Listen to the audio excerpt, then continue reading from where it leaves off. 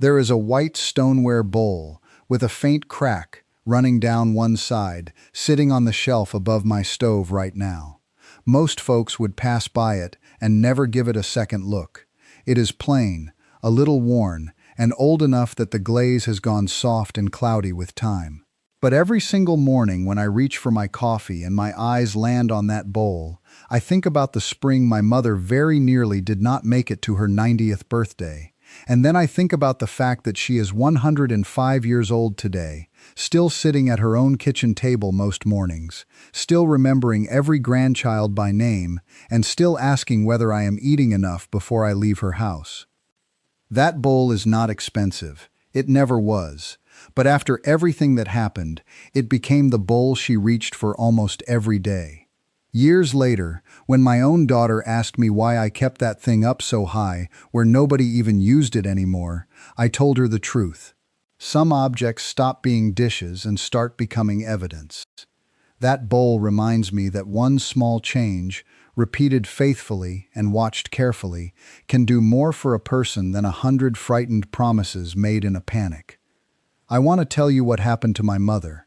More than that, I want to tell you what changed in her kitchen after it happened, because the thing that became the anchor of her new way of eating was so ordinary that if I had not seen it with my own eyes for all these years, I might not have believed how much difference something so humble could make. And I need to say right up front that I am not a doctor. I am just a son who paid attention. I drove my mother to appointments. I sat across from her at table after table. I watched her strong hands cook, tremble, steady themselves, and then cook again. I listened when Dr. John spoke, and I listened even harder when my mother did. My mother's name is Ruth. If you had asked anyone in our county who she was back when I was a younger man, they would not have started by telling you how old she was, or how many children she raised, or how many winters she had lived through. They would have said, "That's Ruth Hale, the woman with the caramel pear cake." That cake was her calling card for the better part of 40 years. Church dinners, funeral tables, school fundraisers, late harvest suppers, babies brought home, neighbors laid up with the flu. It did not matter. If there was a reason for people to gather, my mother would show up carrying that cake in a deep pan wrapped tight in a dish towel, like she was bringing in something holy. Nobody left her house hungry. That was not a figure of speech where I come from. It was law. If you knocked on her door at 10 in the morning, there was coffee. If you came by at noon, there was soup whether she had planned on company or not. If you stayed past sundown, she found a skillet, bread, preserves, leftovers, something. My mother believed feeding people was one of the cleanest ways to love them, and I believe that too because I grew up under it.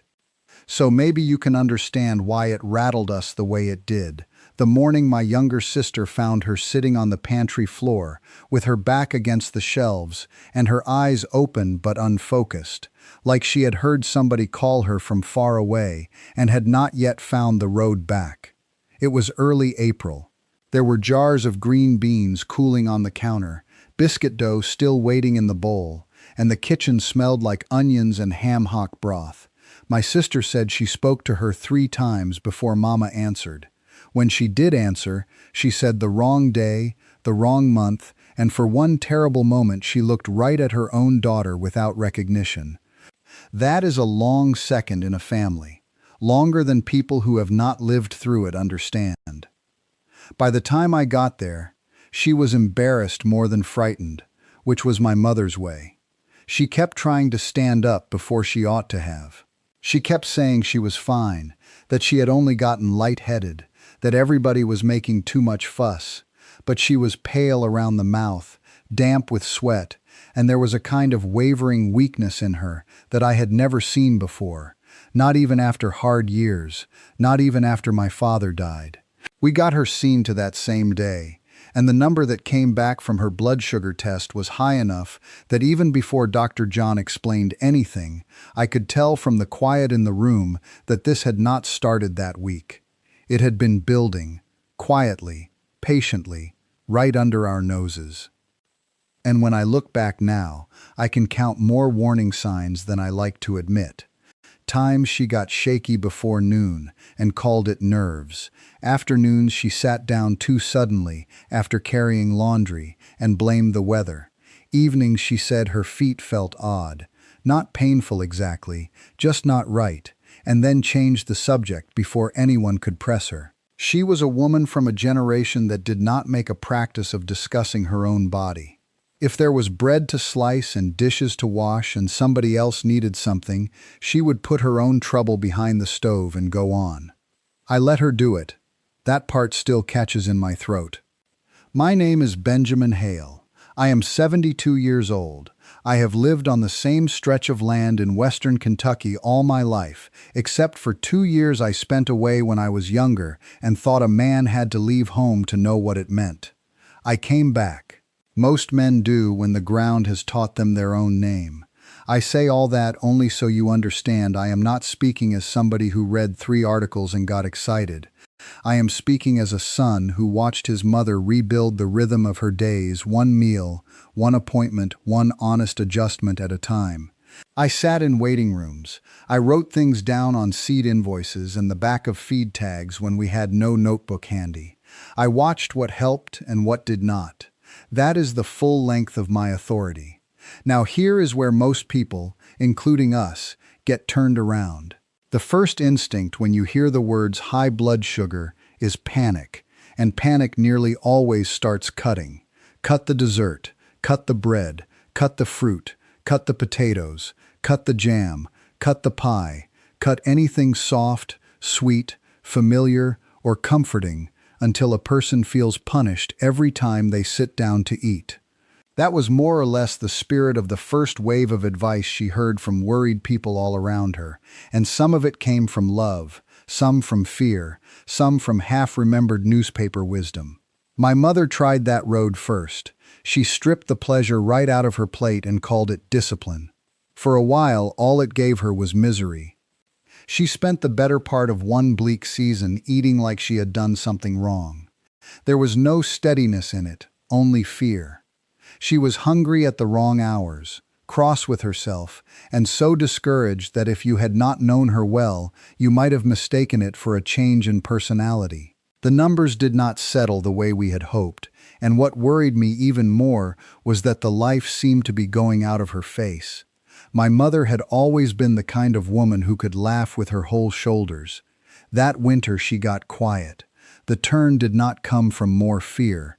It came when Dr. John finally explained it in a way that belonged to my mother's world. He did not talk to her like she was a chart. He did not hand her a pamphlet and point to a colored diagram. He pulled his chair closer and asked her what she understood best. She said, a stove, a garden, and a pantry. So that is where he started. He told her that some foods hit a body the way dry kindling catches when a draft is too strong, fast, and hot all at once. Other foods burn lower and slower. If all you do is keep taking wood away, eventually the house goes cold and you have not solved the draft problem at all. What matters is what you put in, how it burns, and when you add it. My mother understood that in 1 minute better than she had understood weeks of being afraid of every forkful. But I cannot tell this story honestly unless I tell you about my Aunt Elaine, because she was the shadow standing behind every choice my mother made after that. Aunt Elaine was my mother's older sister by 6 years, and long before we had better words for half the things families now discuss openly, she had already begun losing ground. It started small. She would say her slippers felt strange. She would nick her hand in the kitchen and not notice right away. She got tired in a way that seemed larger than an ordinary tiredness, the kind that settles into a person's bones and makes their favorite chores look far away. By the last years of her life, she no longer trusted her own balance. Her son had fixed a bell by her chair so she could ring if she needed help getting up. The woman who once canned peaches until midnight and embroidered pillowcases so neat you would swear the thread had laid itself down could not safely carry a cup of tea from one room to another. My mother visited her often. They would sit and talk softly while the daylight changed on the wall. On the drive home one evening, my mother told me something I never forgot. She said, I am not afraid of dying as much as I am afraid of disappearing while I am still here. That was it. That was the true fear. Not a dramatic ending, a slow surrender of self. That sentence did more work in her than any lecture ever could. So what changed? What was the one food she began to lean on so steadily that it became, in a very real sense, the center post of her new routine? Beans. Not a fancy powder, not a miracle berry from some mountain nobody can pronounce, not a capsule in a glossy bottle. Plain beans. The first time Dr. John suggested it, my mother looked at him like he had missed the point entirely. She had spent a lifetime serving beans as a side dish, the sort of thing you put near the cornbread and move past on your way to the rest of the meal. She did not think of them as medicine. He was quick to say he was not using that word, and I want to be careful here too. He was not telling her one food would fix everything by itself. He was telling her that if there was one humble food she could begin using as an anchor, something that slowed the whole meal down inside her body and made everything after it behave better, beans were hard to beat. He told her to start simple. Half a small bowl of soft-cooked pinto beans before her bread at midday, or worked into the meal in place of the starch she used to pile on without thinking. Not once in a great while. Regularly, patiently, enough for her body to learn the rhythm of it. If you want the plain truth, she argued with him for at least 10 days. My mother did not object because she was stubborn for the sake of being stubborn. She objected because she had attached the idea of being cared for to a certain style of eating. Warm biscuits, sweet preserves, potatoes with supper, toast with a little something on it when the day got long. To ask her to move those things aside and place a bowl of beans at the center of the plate felt, to her at first, like being told to become somebody else. What changed her mind was not theory. It was how she felt after she actually did it. Within the second week, she noticed she was not getting that floating weakness mid-morning if breakfast had some real substance to it, and if later meals did not begin with bread. Within a few more weeks, she told me the awful, urgent hunger that used to come over her in the afternoons had backed off some, as if somebody had finally taught her day how to stop lurching. The bowl became part of the pattern. Sometimes pinto beans, sometimes black beans, sometimes a ladle of lentils from a soup cooked the day before. But it was always that same idea. Start with what steadies you, not what tempts you. Now, that bowl of beans was the center post, but it was not the whole fence. My mother built the rest of the routine around it, and she did it in a way so practical that anybody listening from an ordinary kitchen could recognize the path. The first thing she changed was the order of breakfast. For most of her life, she had started the day with what she called a comforting breakfast. Toast, preserves, a sweetened cereal when she was in a hurry, stewed fruit, sometimes juice because she had been taught. Juice sounded healthy if it came from fruit. Dr. John helped her see that for her body, those first choices were setting the whole morning at a run. So she shifted, not into anything showy. 2 eggs, cottage cheese sometimes, leftover greens from the night before, a few walnuts. On certain mornings, a spoonful of beans warmed with a little onion and olive oil beside her eggs, which sounded odd to some people until they saw how well she did on it. She complained about that breakfast for exactly 12 days. Then she stopped complaining. Because around 10:30, when she would once have been opening cupboards looking for something to nibble just to get herself back under her own feet, she found she was still steady. That alone won her over more than any promise could have. Results make peace with people faster than arguments do. The second thing she changed was not just what she ate, but how she arranged a plate. Dr. John kept telling her that sequence matters. So she learned to begin with the things that asked her body to go slower. Beans first or protein first, greens before bread, soup before crackers. If there was going to be something sweet at a family gathering and she was not trying to live like a prisoner all her remaining years, then she learned not to make it the opening act. That may sound small to somebody hearing it for the first time, but small rearrangements repeated hundreds of times become a different life. The third change was that she stopped treating hunger like a moral failure. This mattered more than I understood at the time. A lot of older folks, especially women from my mother's generation, will go too long without eating something substantial, then blame themselves when they reach for whatever is nearest. My mother began keeping simple things ready: a container of beans already cooked, hard-boiled eggs, a little dish of nuts, plain yogurt, chopped vegetables. She did not make the healthy choice depend on fresh willpower every time. She made it easier to say yes to. That right there is wisdom most people never learn. If you make the right thing hard and the wrong thing easy, you will spend your whole life calling yourself weak when the real trouble is your setup. There were other small pieces too, not glamorous ones. She drank more water than she used to. She stopped pretending sleep was optional. She took a short walk after the largest meal when she was able, sometimes only to the gate and back, sometimes farther if the day was good. She let Dr. John keep a close eye on her and never treated his guidance like something to outsmart. I want that said plainly. My mother did not replace medical care with kitchen folklore. She worked with Dr. John. That partnership mattered. The food changes were not rebellion, they were support. And because every honest story includes a wrong turn, let me tell you where she nearly fooled herself. Once she began feeling better, she got excited. People do that. When a little relief finally enters the room after months of fear, a person can start thinking more must be better. For a short stretch, she decided if half a bowl of beans with a meal was good, then a heaping bowl every time she felt anxious about her numbers must be even better. It did not suit her digestion at all. She got uncomfortable, bloated, annoyed, and then embarrassed to admit what she had done.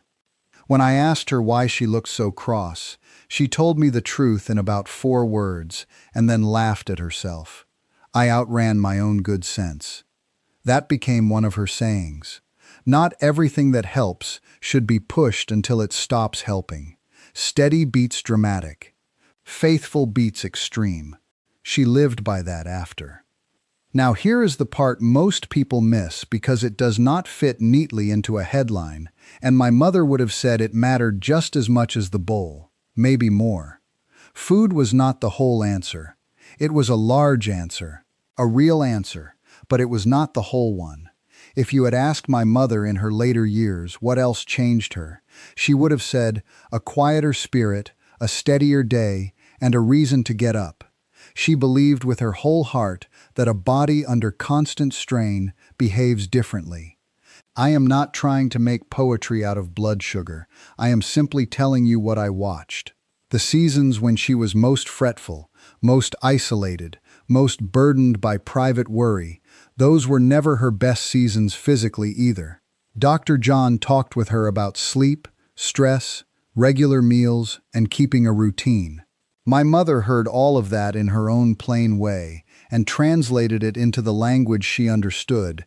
Do not let fear run the kitchen. The first deeper change was prayer. Now, if that word does not belong to your life, I am not here to wrestle you into it. I am only telling you what it was for her. My mother had always prayed, but after that frightening spring, her prayers changed in tone. Before, she often prayed while still carrying the full weight of tomorrow around in her chest. After, she began laying things down with more intention. She stopped using the dark to calculate worst-case futures. She stopped doing late-night arithmetic with years, symptoms, and what-ifs. She used to tell me that worry made her reach for comfort in the wrong places, not always food either, sometimes just the old habits of rushing, skipping, bracing, and pretending. Prayer, for her, slowed the internal weather. The second deeper change was making peace where she could. There was a woman from our old church road that my mother had not spoken warmly to in years. Nothing dramatic, no courtroom matter, just an old wound that had hardened into distance and then become part of the furniture. One afternoon, not long after she began settling into her new routine, my mother got dressed, drove out there, and sat at that woman's table. They talked for over an hour. When my mother came home, she looked different. Not magically younger, just less burdened. She said, "A heavy heart asks for relief all day long." That sentence stuck with me because I knew exactly what she meant. Some people eat from appetite. Some eat from habit. Some eat because the soul is asking for softness somewhere, and the hand finds food before the mind finds the truth. The third deeper change was usefulness. This may have been the strongest of all. There came a period a couple of years after her scare when she began losing some of her spark again, and it was not because her meals had gone wrong. It was because she had quietly started believing she was becoming less necessary. My youngest brother had moved away. My sister was caring for a sick husband. The house grew still. My mother kept up appearances, but there was a hollowness to the days. Then a neighbor girl named Hannah started coming by on Thursdays to learn how to bake bread properly. Not machine bread, not rushed bread, real bread. My mother taught her how yeast should smell, how dough ought to feel under the palm, how not to force a loaf before it had had time to rise. Those Thursdays brought her back. Then one lesson became many. Bread led to preserves. Preserves led to soup stock. Soup stock led to beans, and beans led to the whole story coming out. That young woman did not just learn recipes. She gave my mother back a place to stand. This matters more than most people say out loud. Older people do not just need care, they need consequence. They need to know their hands still matter. Their memory still matters. Their way of doing ordinary things still has somewhere to land.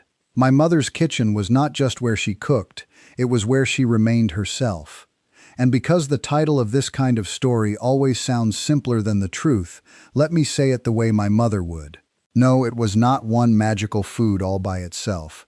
But yes, if you forced her to name the one thing she returned to again and again, the one food that helped her meals stop running away with her, the one food that became her dependable companion, the one she told almost everyone about before she told them anything fancier, she would say beans.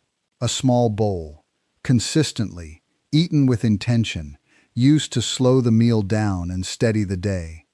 Simple is not the same as foolish. Plain is not the same as powerless. By the time she reached 95, it was just part of who she was. By 100, it was family lore. The grandchildren would joke that if they came into her kitchen and did not see a pot of beans somewhere in the rotation, then the world had tilted off its axis. But behind the teasing was admiration, because everybody had watched the same thing I had watched. She was not perfect. She had birthdays, she had holidays, she had slices of cake on special days, and half a biscuit now and then, because she was a human being and not a machine built out of discipline. But the center held, the habits stayed, the pattern remained. And that, more than anything dramatic, is what I think people need to hear. My mother is 105 years old now. She does not move fast. She does not pretend to be 20. There are afternoons when she is tired and mornings when she takes her time. But she still knows the names. She still follows the thread of a conversation. She still tells people when the beans need another pinch of salt. She still notices if somebody has come into her house carrying more sorrow than they are admitting. She still asks after neighbors. She still sits at the head of her own table on Sundays with a napkin in her lap and a way of looking around the room that makes a grown man feel like a boy again. That did not happen by accident. It happened through care, through attention, through humility. Through working with Dr. John instead of against him, through not trying to win in 1 week what took years to build, through placing one ordinary food at the center of many ordinary days and letting time do what time can do when a person is faithful enough to meet it halfway. So if someone in your family is wrestling with blood sugar or fatigue or those strange little warning signs people tend to explain away because they are busy or proud or frightened, Do not start by looking for a miracle dressed up in expensive language. Start by paying attention. Start by noticing what the day feels like after breakfast. Start by asking whether the first thing on the plate is helping or provoking. Start by learning from somebody wise. And if you are blessed enough to have a good doctor, listen hard. For my mother, that wise voice was Dr. John, and the humble food she kept coming back to was beans. Not because beans were glamorous, because they were steady. And steady has a power that dramatic people underestimate. I would really like to hear from you now. Has anybody in your family ever had to change the way they ate, the way they rested, or the way they lived after a health scare shook everybody awake? What was the first real change that made daily life feel more manageable again? Was it breakfast? Was it walking? Was it portion size? Was it sleep? Was it one specific food that seemed to anchor the whole day? Tell me how old that person was when things turned, and tell me how long it took before the new rhythm stopped feeling like punishment and started feeling like life again. And before I let you go, let me tell you what I want to talk about next, because it sits right beside this story in my mind.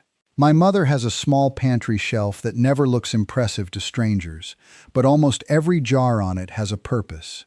Some things are there for soups, some for digestion, some for flavor, some for those days when a person wants comfort without sending the whole afternoon sideways. Next time, I will walk you through the simple pantry staples she kept within arm's reach and the order she used them in when she wanted a meal to satisfy her without leaving her worn out an hour later. Until then, take a good honest look at your own first meal tomorrow. Not the one you mean to eat someday, the one you actually set in front of yourself. Ask whether it steadies you or starts a fire you